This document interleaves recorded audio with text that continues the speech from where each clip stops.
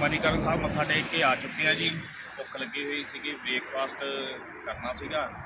ਅਸੀਂ ਰਸਤੇ ਦੇ ਵਿੱਚ ਢਾਬੇ ਤੇ ਬਹੁਤ ਵਧੀਆ ਹਾਈਵੇ ਤੇ ਆ ਤੁਹਾਡਾ ਢਾਬਾ ਵਾ ਇਹ।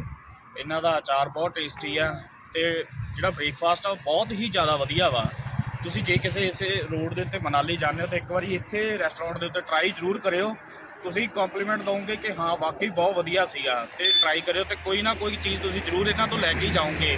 ਜਿਵੇਂ ਅਚਾਰ ਬਹੁਤ ਵਧੀਆ ਇਹਨਾਂ ਦਾ, ਇੱਕ ਵਾਰੀ ਜ਼ਰੂਰ ਟਰਾਈ ਕਰਿਓ। ਆਹ ਲੋਕੇਸ਼ਨ ਆ ਜੀ, ਦੇਖ ਲਓ।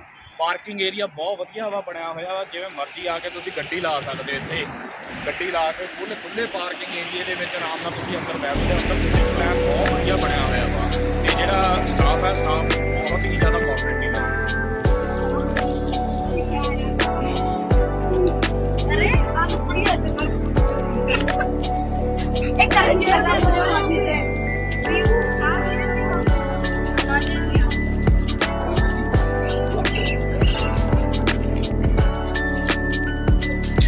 ਇਹ ਟੈਂਟ ਹੈ ਜੀ।